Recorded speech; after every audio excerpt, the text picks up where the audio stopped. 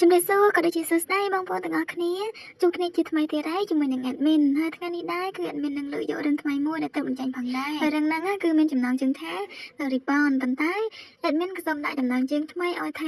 ាពីមិត្តភាពប្រែក្លាយទៅជាស្នេហាអញ្ចឹងហើយចង់ដឹងថានៅក្នុងខ្សែរឿងហ្នឹងទូប្រុសទូស្រីរបស់យើងជួបឧបសគ្គស្នេហាឬមួយក៏បញ្ហានៅក្នុងការតស៊ូជីវិតបែបម៉េចនោះតែតាមដានទស្សនាជាមួយនឹង admin ទាំងអស់គ្នាណាតែមុននឹងចូលទៅដល់ខ្សែរឿងហ្នឹងគឺ admin ក៏សូមអធិស្ឋានបងប្អូនជួយចុច like ចុច follow ហើយនិង subscribe ឲ្យ admin ម្នាក់មួយផងណាអញ្ចឹងហើយក៏មិនខាត់ពេលវេលាយូរទៅទស្សនាទាំងអស់គ្នាចាប់ផ្ដើមដំបូងនៃរឿងហ្នឹងគឺឃើញថាគ្រួសាររបស់ទូស្រីយើងហ្នឹងគឺបានធ្វើដំណើរដើម្បីផ្លាស់ប្ដូរទីលំនៅអីចឹងហើយកំឡុងពេលដែលធ្វើដំណើរហ្នឹងគឺស្រាប់តែទូរស័ព្ទរបស់ម្ដាយទូស្រីយើងគឺបានរលាងហើយអ្នកដែលខលមកហ្នឹងគឺជាម្ចាស់ផ្ទះជួលថ្មីនឹងឯងដែលគេណាគឺត្រូវការឲ្យម្ដាយរបស់ទូស្រីហ្នឹងបង់ថ្លៃផ្ទះជួលបន្ថែមពីលើការជួលហ្នឹងដោយសារតែគ្រួសារទូស្រីយើងហ្នឹងគឺមិនសូវជាមានបានប្រមាណនោះទេអញ្ចឹងហើយម្ដាយរបស់ទូស្រីយើងហ្នឹងក៏បាននិយាយសុំទៅកាន់ម្ចាស់ផ្ទះប៉ុន្តែទោះបីជាគាត់នឹងព្យាយាមនិយាយបែបណាក៏ដោយម្ចាស់ផ្ទះហ្នឹងនៅតែមិនព្រមដែរអញ្ចឹងហើយគឺម្ដាយទូស្រីយើងហ្នឹងគឺមានតែព្រមតាមគេហ្នឹងតែងាកមកចាប់អារម្មណ៍ជាមួយនឹងទូស្រីយើងវិញគឺនាងមានឈ្មោះថាជីងយូហើយកំឡុងពេលដែលធ្វើដំណើរហ្នឹងគឺនាងពិតជាគិតច្រើនខ្លាំងមែនតើហើយនាងបានគិតថាកាលពីក្មេងហ្នឹងគឺនាងតែងតែចង់ធំអីចឹងព្រោះនៅពេលដែលនាងធំហ្នឹងគឺនាងអាចធ្វើអ្វីបានគ្រប់យ៉ាងហើយនឹងសប្បាយអីចឹងទៅប៉ុន្តែនៅពេលដែលនាងធំគឺអត់អ្វីដែលនាងគិតសោះនាងមានទំនួលខុសត្រូវហើយនឹងមានបញ្ហាជីវិតច្រើនខ្លាំងមែនតើបន្ទាប់មកសាច់រឿងក៏បានកាត់ឲ្យយើងឃើញថាពេលនេះគឺហាងរបស់នាងគឺបានធ្វើរួចហើយតែប៉ុណ្ណោះគឺថ្ងៃនេះគឺជាថ្ងៃដែលត្រូវសម្ពោធហាងផងដែរអ្នកដែលចូលរួមនៅក្នុងការសម្ពោធហាងហ្នឹងគឺមានតែសមាជិកគ្រួសារនាងប៉ុណ្ណោះព្រោះអីគឺថានាងបានផ្លាស់ប្ដូរទីលំនៅអញ្ចឹងគឺនាងមិនទាន់បាន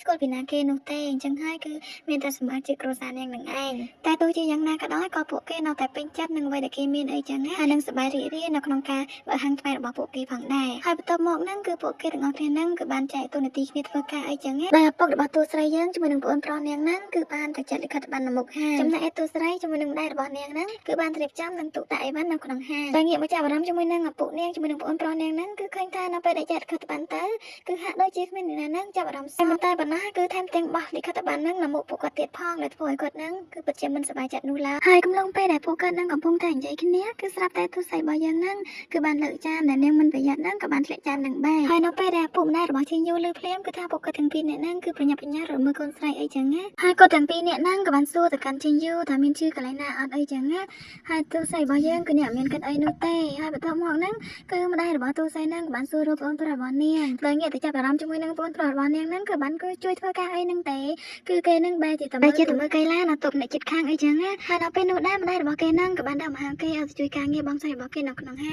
ាងរបស់គេហ្នឹងគឺមានអ្នកចូលញ៉ាំមួយពីរហើយកំឡុងពេលនោះដែរគឺថាប្អូនប្រុសទូស្រីហ្នឹងគឺបានយកកណាត់ហ្នឹងទៅជូតតុដែលភ្ញៀវកំពុងញ៉ាំហើយភ្ញៀវហ្នឹងក៏បានរករឿងផងដែរគេបានប្រាប់ថ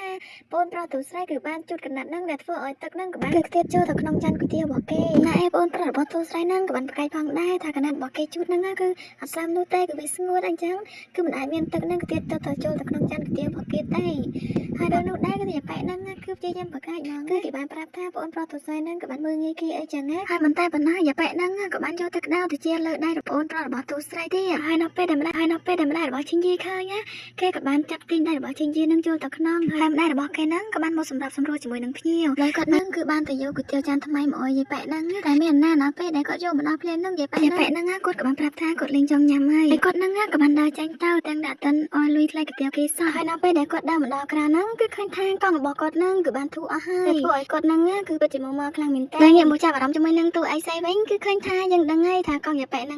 គឺធូរដោយសារអ្នកណាគេគឺដោយសារតែទូឯកសីរបស់យើងឃើញមុខគេស្លុតអញ្ចឹងមែនណាប៉ុន្តែកុំចង់ខ្សែលឺឲ្យសោះយាយប៉ែកឯង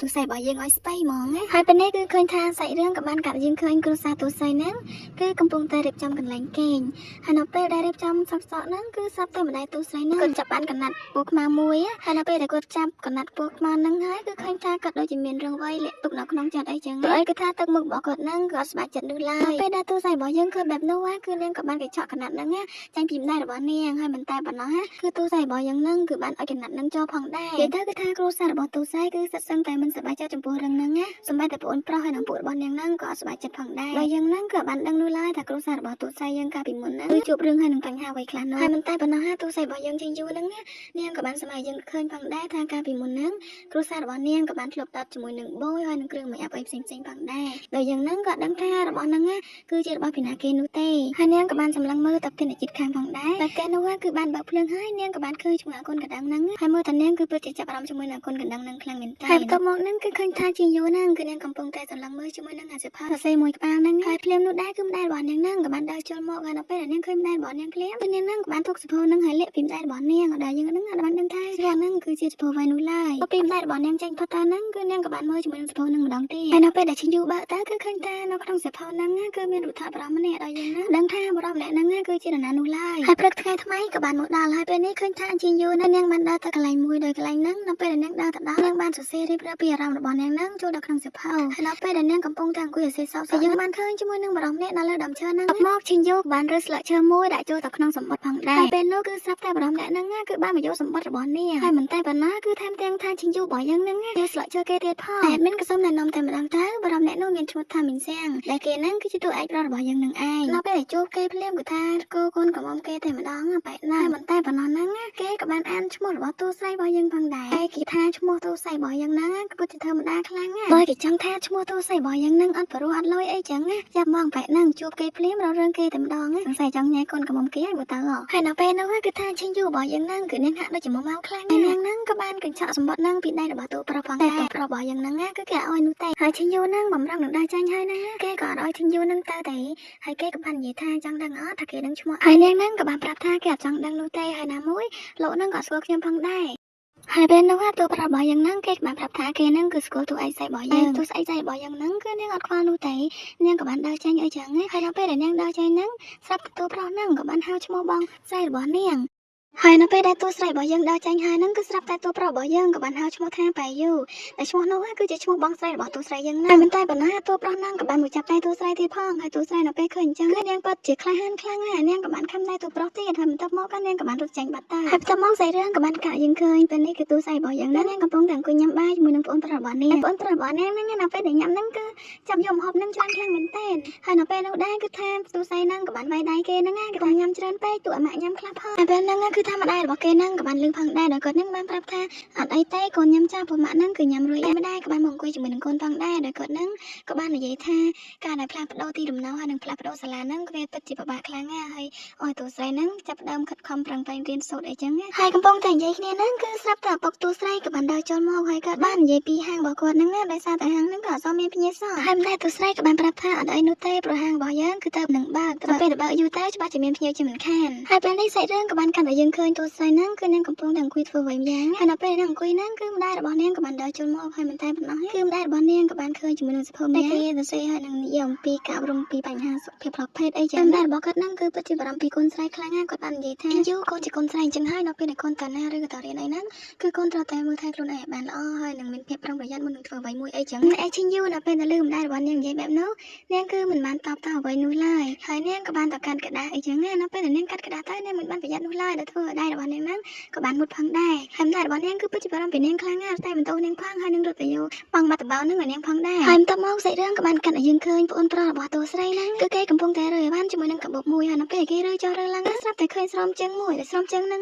គឺជាស្រោមជើងរបស់បងស្រីរបស់គេបងស្រីទី1ហ្នឹងដែលមានឈ្មោះថាប៉ៃយូដោយនាងហ្នឹងគឺបានស្លាប់បាត់ហើយដោយយើងហ្នឹងមិនដឹងច្បាស់នោះឡើយថាមូលហេតុអ្វីបានជានាងស្លាប់ហើយនឹងស្ថានភាពគ្រួសារតួស្រីរបស់យើងកាលពីមុនហ្នឹងគឺជួបបញ្ហាអ្វីខ្លះនោះទៅធ្វើឲ្យតួស្រីរបស់យើងនៅពេលដែលឃើញរបស់បងស្រីរបស់នាងហ្នឹងគឺហាក់ដូចជានាងហ្នឹងមិនចង់រំលឹកហើយចង់ដឹងពីវានោះឡើយស្របពេលនោះដែរនាងក៏បានកញ្ចក់ស្រោមជើងហ្នឹងគឺចាញ់ពីប្អូនប្រុសរបស់នាងតែប៉ុណ្ណោះគឺបានជួយទុកក្នុងធុងសារ៉ាំទៀតផងហើយបន្ទាប់មកហ្នឹងតួស្រីរបស់យើងក៏បានកេញលក់ហើយនៅពេលដែលនាងកេញលក់ហ្នឹងគឺនាងស្រាប់តែយល់សប្តិឃើញថានាងហ្នឹងក៏បានចូលទៅក្នុងព្រៃមួយយ៉ាងជ្រៅហើយព្រៃនោះគឺពិតជាស្ងាត់ខ្លាំងហើយតែប៉ុណ្ណាតួស្រីរបស់យើងក៏បានឮសំឡេងមនុស្សប្រុសនាងគឺជាប្អូនស្រីរបស់ប៉ៃយូមែនពួកគេហ្នឹងក៏បានដើរមករកតួស្រីរបស់យើងបានប្រាប់ថាតើនាងហ្នឹងទៅណាអីចឹងពួកគេហ្នឹងគឺចង់លួចលាន់តួស្រីយើងអញ្ចឹងធ្វើឲ្យតួស្រីរបស់យើងក៏នាងពិតជាភ័យខ្លាំងណាស់ហើយរហូតដល់ថ្នាក់នាងហ្នឹងបានភ្ញាក់ពីយល់សប្តិផងដែរហើយបន្ទាប់មកពេលព្រឹកក៏បានមកដល់ហើយនៅពេលព្រឹកនេះគឺថាជាថ្ងៃទី1ដែលតួស្រីរបស់យើងគឺនាងបានទៅរៀនអីចឹងណាដោយសារតែនាងទៅផ្លាស់ប្ដូរសាលាអីចឹងគឺនាងពិតជាពិបាកខ្លាំងណាស់ព្រោះនាងអត់ទាន់ស្គាល់កន្លែងនឹងច្បាស់នោះឡើយហើយបន្ទាប់មកហ្នឹងថាតួស្រីរបស់យើងក៏បានជួបជាមួយនឹងក្មេងប្រុស2នាក់ក្មេងប្រុស2នាក់ហ្នឹងគេបានសួរតួស្រីរបស់យើងដោយឃើញថាតួស្រីរបស់យើងហ្នឹងគឺមិនមានឯកសណ្ឋានជាសិស្សនោះឡើយតែពួកគេទាំងពីរបានសួរថាតើនាងហ្នឹងគឺជាសិស្សថ្មីមែនតួស្រីរបស់យើងក៏ប្រាប់ថាពិតមែនហើយតួស្រីរបស់យើងក៏បានណែនាំខ្លួនផងដែរដោយនាងបានប្រាប់ថានាងមានឈ្មោះថាឈិញយូបន្ទាប់មកក្មេងប្រុស2នាក់ហ្នឹងក៏បានណែនាំខ្លួនប្រាប់ទៅកាន់តួស្រីយើងផងដែរ ហើយបន្ទាប់មកក្មេងប្រុសពីរនាក់ហ្នឹងគេក៏បាននឹកឃើញថាពិតមែនហើយគឺព្រឹកនេះគឺយើងមានវេនសម្អាតអញ្ចឹងហើយគេក៏បបួលទូរស័ព្ទរបស់យើងហ្នឹងទៅជាមួយគេផងដែរទូរស័ព្ទរបស់យើងដល់ពេលលើកបែបនោះភ្លាមគឺនាងហាក់ដូចជាមិនសោកស្រួលអីចឹងណាគេចម្លែកផងដែរប៉ុន្តែអត់ដឹងបដិសេធបែបម៉េចព្រោះយើងជាសិស្សថ្មីអីចឹងហើយនាងក៏ព្រមទៅជាមួយពួកគេតែម្ដងទៅហើយនៅពេលដែលទៅដល់កន្លែងសម្អាតហ្នឹងឃើញថាអត់មានអ្នកណានោះឡើយហើយនៅពេលឃើញបែបនោះភ្លាមថាក្មេងប្រុសពីរនាក់ហ្នឹងក៏បានច្រានទូរស័ព្ទរបស់យើងធ្លាក់ទឹកមានមនុស្សជាច្រើនបានមកចង់រកមើលទូរស័ព្ទរបស់យើងណាគឺធ្វើឲ្យទូរស័ព្ទរបស់យើងគឺនាងពិតជាខ្វះគេខ្លាំងណាស់បន្ទាប់មកហ្នឹងទូរស័ព្ទរបស់យើងក៏បានដើរចូលទៅក្នុងថ្នាក់រៀនដល់ពេលនាងដើរចូលទៅគឺថាម្នាក់ហ្នឹង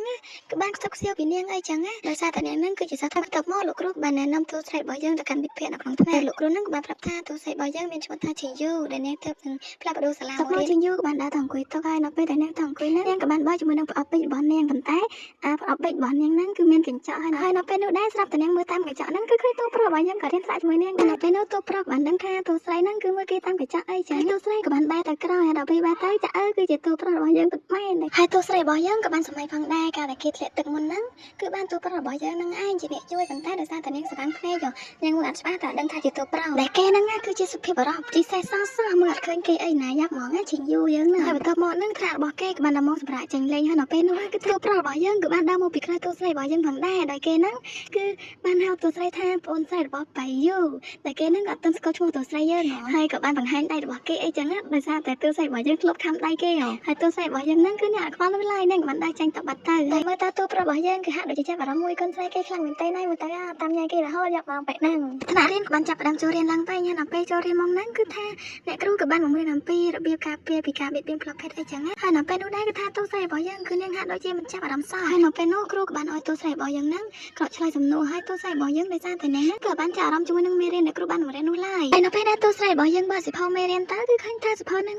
គឺមានគេគូប៊ីកខ្មៅហ្នឹងពេញហើយនៅពេលនោះដែរគឺថាមិត្តភក្តិគ្រប់គ្នាគឺបានមើលមកទូស្រីគ្រប់គ្នាតែម្ដងហើយមិនតែប៉ុណ្ណោះបរិមម្នាក់ដែលធ្វើបាបនាងកាលពីមុននឹងធ្លាក់ទឹកហ្នឹងគឺគេបានងើបឡើងគេថាគេចេះឆ្លើយអីចឹងហើយមិនតែប៉ុណ្ណោះម្នាក់ហ្នឹងក៏ខូចខ្លាំងមែនទែនគឺបានគេឆក់សិភៅពីទូស្រីរបស់យើងហើយក៏បានបង្ហាញគ្រប់គ្នាទៅថាសិភៅទូស្រីរបស់យើងគឺមានគេគូអីចឹងដែលធ្វើឲ្យអ្នកគ្រប់គ្នានៅក្នុងថ្នាក់ហ្នឹងគឺពិតជាប៊ូលីទូស្រីរបស់យើងខ្លាំងណាស់ហើយសាច់ចំអកអីចឹងពេលដែលទូស្រីរបស់យើងមកដល់ផ្ទះភ្លាមគឺនាងពិតជាមិនសប្បាយចិត្តនោះឡើយហើយស្រាប់ពេលនោះដែរឪពុកនាងក៏បានមកពីផ្សារហើយនៅពេលមកពីផ្សារហ្នឹងឃើញកូនស្រីមិនសប្បាយចិត្តគាត់ក៏បានសួរនំអីចឹងទូស្រីរបស់យើងគឺនាងមិននិយាយស្ដីអ្វីឡើយតែនាងបានដើរទៅយកសិភៅឲ្យមកបង្ហាញម្ដាយរបស់នាងដែលនាងបានដឹងថាអ្នកដែលគូសិភៅរបស់នាងហ្នឹងគឺជាម្ដាយរបស់នាងហ្នឹងឯងហើយឈិនយូហ្នឹងក៏បានសួរទៅម្ដាយរបស់នាងថាហេតុអ្វីបានជាអ្នកម៉ាក់ហ្នឹងគូសិភៅរបស់ខ្ញុ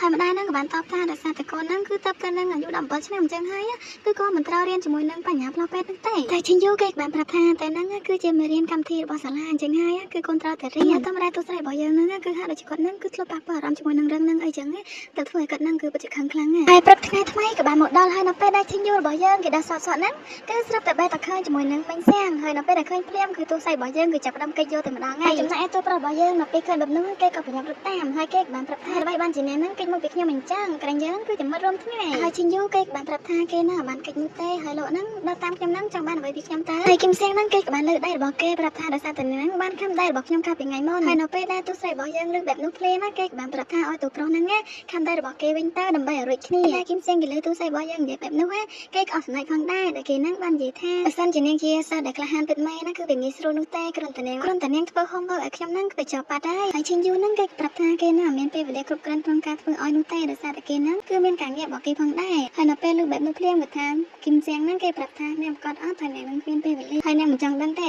ថាបងស្រីរបស់អ្នកហ្នឹងគឺស្លាប់បែបម៉េចហើយនៅពេលនោះដែរគេថាធ្វើឲ្យទូស្រីរបស់យើងគឺមិនអាចប្រកែកជាមួយគេបានទេដោយមើលទៅទូប្រុសរបស់យើងហ្នឹងគឺហាក់ដូចជាដឹងរឿងរ៉ាវគ្រួសាររបស់នាងខ្លាំងណាស់ជាពិសេសហ្នឹងគឺជារឿងរ៉ាវដែលបងស្រីរបស់នាងស្លាប់ទៀតផងព្រោះអីរឿងរ៉ាវការស្លាប់របស់បងស្រីនាងហ្នឹងគឺជាចំណុចខ្សោយរបស់នាងហ្នឹងឯងហើយកំឡុងពេលដែលទូស្រីរបស់យើងមកដល់សាលាហ្នឹងនាងក៏បានអង្គុយស្ងប់ស្ងាត់ម្នាក់ឯងហើយនាងក៏បាននឹកឃើញពាក្យដែលទូប្រុសរបស់យើងនឹងនិយាយអីចឹងហើយទូស្រីហ្នឹងក៏បានសម្ដែងឲ្យយើងឃើញពីអតីតកាលផងដែរដោយដំបូងហ្នឹងគឺមូលហេតុដែលនាងមករស់នៅទីក្រុងថ្មីនេះដោយសារតែនៅទីក្រុងចាស់ដែលនាងរស់នៅពីមុនហ្នឹងគឺគេជាស្ដីឲ្យនាងអីចឹងនិយាយទៅគឺជាស្ដីមកគ្រួសារហ្នឹងតែម្ដងដោយគេគិតថាបងស្រីរបស់ទូស្រីហ្នឹងគឺស្លាប់ដោយសារតែជំងឺអេធ្វើឲ្យអ្នកដែលនៅទីក្រុងហ្នឹងគឺពិតជាប៊ូលីមកកាន់គ្រួសារទូស្រីខ្លាំងមែនទែនហើយមិនតែប៉ុណ្ណឹងសូម្បីតែហាងរបស់ទូស្រីហ្នឹងក៏គ្មានអ្នកណានឹងចូលញ៉ាំដែរដែលនេះហើយគឺជាមូលហេតុទូស្រីហ្នឹងគឺបានផ្លាស់ប្ដូរទីលំនៅអីចឹងហើយនៅពេល ដែលទូស្រីរបស់យើងត្រឡប់មកដល់ផ្ទះយើងបានសួរម្ដាយរបស់នាងអំពីបងស្រីរបស់នាងហើយនៅពេលដែលសួរទៅគឺថាម្ដាយរបស់នាងក៏បានប្រាប់ថាបងស្រីរបស់ទូស្រីហ្នឹងក៏មានស្លាប់ដោយសារតែជំងឺអេដនោះទេហើយអ្នកគ្រប់គ្នាក៏ចេះតែនិយាយអីចឹងណាហើយទូស្រីបានប្រាប់ថាបើសិនជាបងស្រីមិនមានស្លាប់ដោយសារតែជំងឺអេដទេហើយបានជាម៉ាក់នឹងបកស្រាយប្រាប់គេដឹងតើម្ដាយរបស់ឈីយូក៏ពិតជាខឹងខ្លាំងមែនទេដោយគាត់ហ្នឹងមិនចង់ឲ្យកូនស្រីរបស់គាត់លើកឡើងពីអតីតកាលនោះឡើយព្រោះចាប់យូរមកហើយរឿងហ្នឹងតែគាត់ហ្នឹងគិតថាការស្លាប់របស់កូនស្រីហ្នឹងគឺមិនអាចរស់ឡើងវិញបានទេទោះជាគាត់ខំបកស្រាយយ៉ាងណាក៏ដោយអញ្ចឹងហើយគឺគាត់អត់ចង់រំលឹកអីចឹងហើយសាច់រឿងរបស់យើងក៏សូមឆ្លៀតតែប៉ុណ្្នឹងសិនណារងចាំទស្សនាជាមួយនឹង Channel គុនជ្រូកខ្មាំ Anime ម្ដងទៀតដល់ពេលក្រោយណាគុនច្រើនបាយបាយ